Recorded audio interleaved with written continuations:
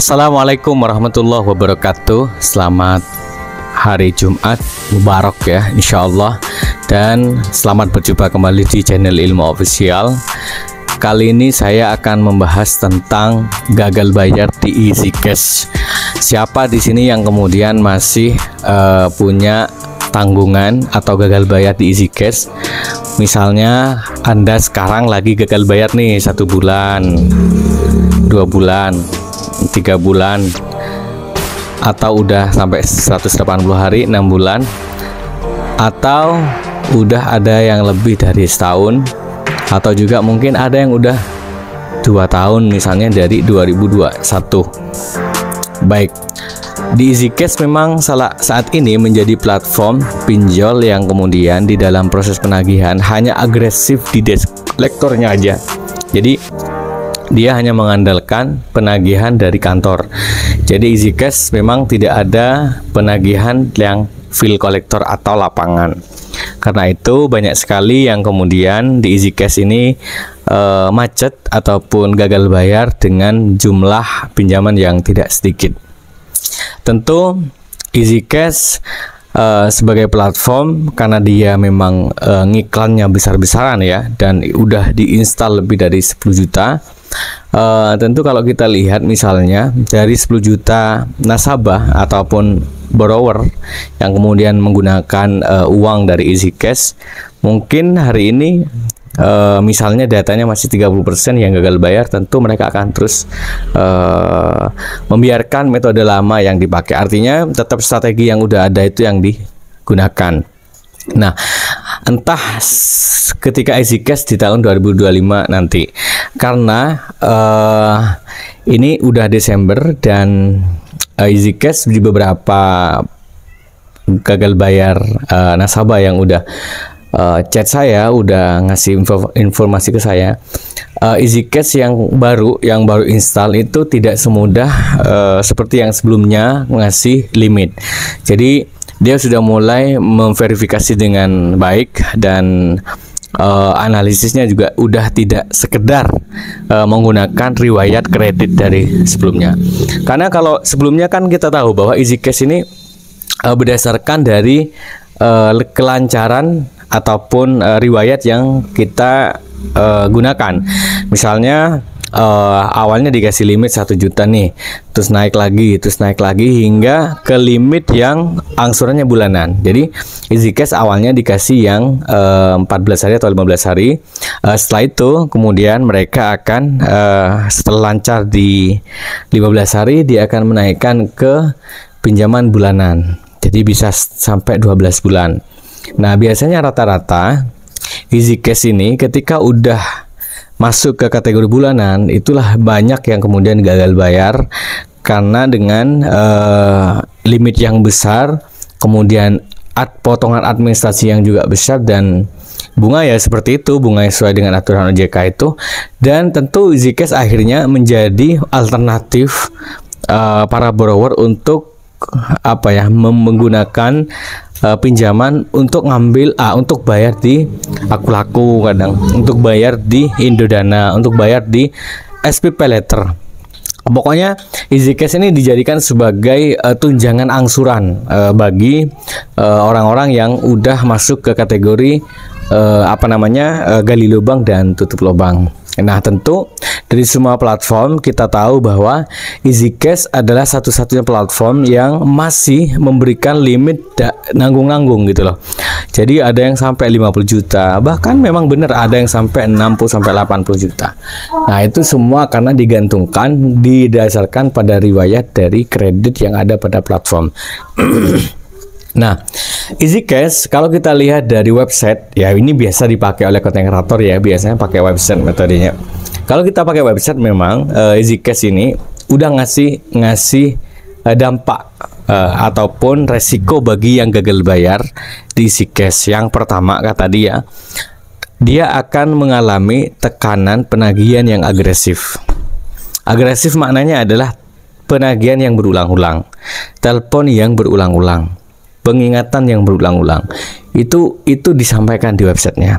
Terus yang kedua, tentu dia masuk ke blacklist dari Slick OJK. Artinya memang karena EasyCash ini udah masuk ke OJK ya, jadi udah jelek di OJK-nya. Dan karena masuk ke OJK, maka dampak berikutnya adalah dia akan kemudian kesulitan untuk mendapatkan pinjaman di layanan perbankan yang lain, hanya dengan gara-gara EasyCash itu sendiri. Oke, itu dampak dari EasyCash. Nah, tidak ada dampak misalnya intimidasi ke rumah, mau ngambil barang, debt collector yang tidak beraturan, nggak ada. EasyCash selama ini masih sebagai platform yang kemudian ketika orang gagal bayar ini hanya menggunakan metode debt collector aja. Baik, kita masuk ke selanjutnya biar cepat, yaitu bagaimana ketika kita gagal bayar di 1 bulan, 2 bulan, 3 bulan, ataupun udah 180 hari, apakah kita bisa misalnya menggunakan alternatif negosiasi untuk bayar pokoknya aja. Oke, gini. Yang jelas, kalau kita nego pada platform tidak bisa, karena platform EasyCash itu kan hanya sebagai perantara.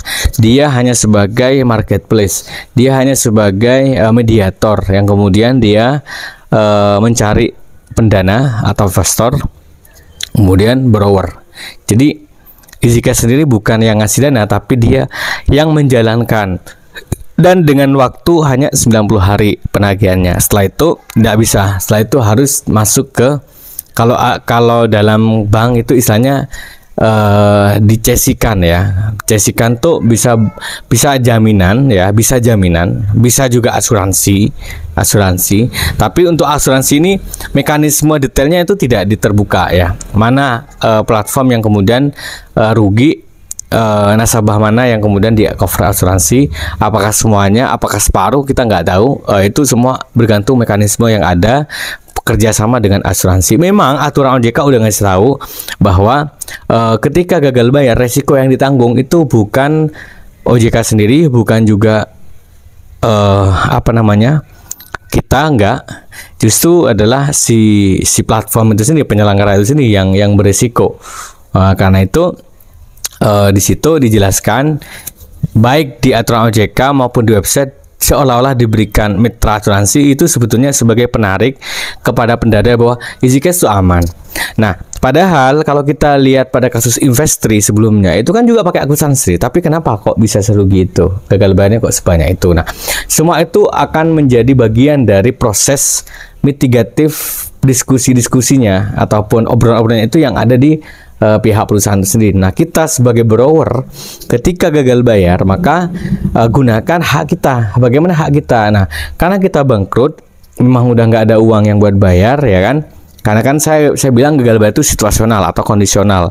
Maka kita nanti datang ke OJK, ya, kita datang ke OJK setelah telat lama dan kita misalnya ada uang nih, kita datang ke OJK, kita minta bagaimana caranya kita bisa menyelesaikan apa yang udah kita kewajiban kita terhadap EasyCash. Misalnya kita bisa dipertemukan negosiasi dengan cara misalnya kita minta pertama hapus denda, kita minta juga hapus bunga dan segala macam. Jadi tenang aja buat kalian yang lagi gagal bayar di EasyCash, nggak usah panik, nggak usah bingung lagi untuk cari pinjaman buat lancar.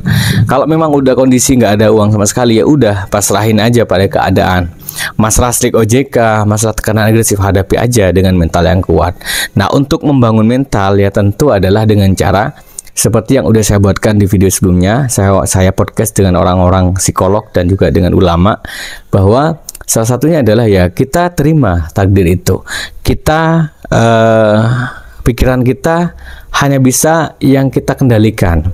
Ibarat contohnya begini katanya, kalau musim hujan kita nggak bisa mengendalikan hujan, ya mau pawang kayak mau apa kan semua itu hanya ikhtiar aja, nggak bisa. Yang kita bisa lakukan pikiran kita adalah kita bawa payung. Nah, artinya ketika kita gagal bayar, apa yang bisa kita pikirkan? Yaitu kita santai saja. Ya, kalau kamu takut dengan tekanan agresif mengganggu, ganti nomor aja, ganti Gmail aja. Terus kamu ceritakan kepada teman-temannya yang kamu anggap temannya itu, kalau tahu kamu malu ya kamu ceritakan apa adanya. Semua dengan konsep keterbukaan itu akan selesai dengan sendirinya. Saya kira begitu. Jadi kalau Anda gagal bayar, yang disiapkan cuman mental aja. Yang kedua, gagal bayar dengan target tadi. Jadi kita fokus bekerja dulu, kita kumpulkan uang yang banyak ya. Kita bekerja, kita prioritaskan mana yang menjadi prioritas kita. Kemudian kalau mungkin udah kita punya uang, entah setahun lagi, 2 tahun, kita kan nggak tahu. Kita punya rezeki, kita tabung, ya udah, mari kita selesaikan kewajiban kita. Minimal kita tenang hidup ini, seperti itu. Jadi jangan sampai kamu kemakan konten kreator yang kampanye galbay aja, udah lunasi sama asuransi. Nah itu semua nggak berdasar. Dia hanya membaca pada website aja. Dia hanya membaca pada mereka nggak tahu, mereka nggak punya pengalaman. Saya pastikan itu, gitu loh. Jadi sahabat ilmu siapapun yang menonton video ini, kalau kamu gagal bayar di EasyCash, tenang aja, nggak ada FC lapangan. Juga siapkan aja mentalnya, tabung aja dulu. Nanti kita lobby bareng-bareng, kita datang ke OJK dengan kondisi apa adanya, kita ceritakan kepadanya, kita bayar pokoknya aja, supaya mereka tidak benar-benar rugi dengan uang yang kita pakai, seperti itu. Itu saja, semoga ini bermanfaat, dan salam hormat dari saya buat kalian yang baru masuk di channel ini. Perkenalkan, saya Mas Fai, selalu memberikan edukasi mengenai pinjol. Dan buat kalian yang merasa dengan channel saya itu kalian bisa kuat mentalnya, udah paham, udah berhenti lagi dengan pinjol, bantu share dong, bantu like dong, supaya yang lain bisa dapat manfaatnya juga. Itu saja, terima kasih. Assalamualaikum warahmatullahi wabarakatuh.